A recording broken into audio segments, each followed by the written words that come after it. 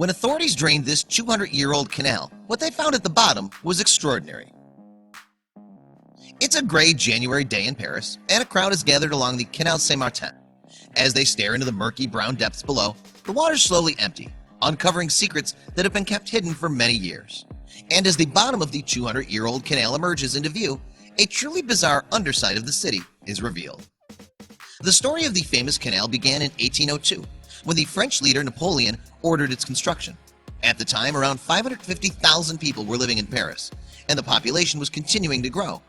Napoleon therefore hoped that canals bringing fresh water to the city would help to prevent the spread of disease. As a result, over the next 2 decades, 3 canals were dug across the city, together totaling more than 80 miles in length.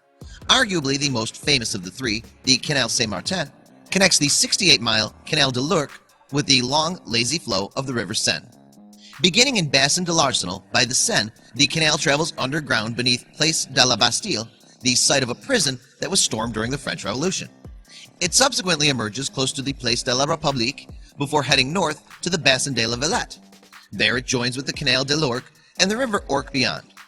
In total, the Canal Saint-Martin covers some 3 miles of central Paris. Originally funded by a levy on wine, it historically brought trade as well as fresh water to the city. In fact, in its heyday, the waterway also carried both building supplies and food to the people of Paris. Today, the canal is more popular as a leisure destination for locals and visitors alike. Paris's wealthy young bohemians can often be seen congregating on its banks and in pavement cafes. Meanwhile, the picturesque bridges are a magnet for tourists exploring the city. Over time, in fact, the canal has become an iconic symbol of the city. As well as having inspired painters such as the British impressionist Alfred Sisley, the waterway has, throughout the years, featured in a number of movies, including the 2001 classic Amelie.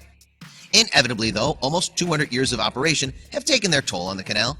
As a result, officials now make an effort to empty it every 10 to 15 years, removing the detritus that's found its way to the bottom. However, in January 2016, they were in for a shock. The last time that the canal had been drained was back in 2001, when authorities retrieved some 40 tons of trash from the water. In addition, they uncovered a car, washing machines, gold coins, and 2 75mm shells, the latter dating from World War I. Since then, the area around Canal Saint-Martin has become famous for its nightlife, with young people flocking to the previously exclusive district. That said, there were concerns that those revelers would bring even more waste to the waterway, and in 2016, it was time to find out if they had.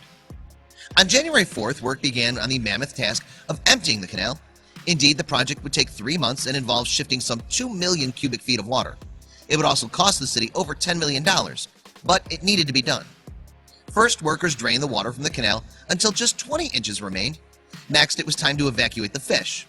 For 3 days, the team rushed to catch the bream, trout, and carp that live in the muddy waters, subsequently removing them to safety in another section of the waterway.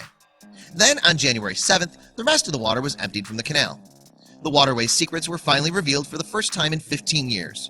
And what was exposed at the bottom amazed witnesses who had gathered on the canal's footbridges to have a closer look. Indeed, while much of the rubbish revealed at the bottom of the canal was of the sort that you might expect, items such as glass bottles, shopping bags, and traffic cones, some of it left locals puzzling over exactly how such objects ever ended up in the water. In fact, among the most common objects revealed as the water levels dropped were bicycles, particularly ones from the city's Believe Hire system. Launched in 2007, this scheme brought some 14,500 bikes to the streets of Paris. Sadly, however, many of them seem to have met an unfortunate fate.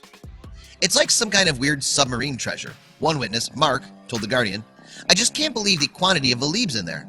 I guess they were stolen and thrown in afterwards. It's bizarre." Moreover, bicycles weren't the only strange things to have found their way to the bottom of the canal. Even more unbelievably, a pair of motorbikes were also revealed as the waters continued to drop. Yet, how did such expensive pieces of equipment end up dumped in the canal?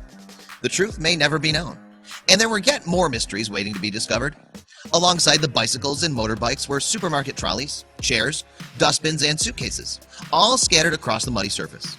There were stranger oddities too, a ghetto blaster-style music player, for example, and even an abandoned toilet bowl. Together, they painted a fascinating picture of life along and under the canal. "That's Paris for you," onlooker Bernard commented. "It's filthy. What's more, apparently it's only getting worse. The last time I don't remember seeing so much rubbish in it," he continued. "I despair. The youngsters are using it as a dustbin."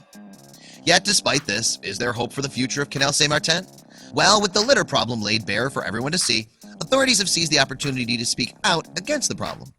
If everyone mucks in and avoids throwing anything into the water, Deputy Mayor Celia Blowell told Mail Online, we might be able to swim in the canal in a few years. Rather her than us.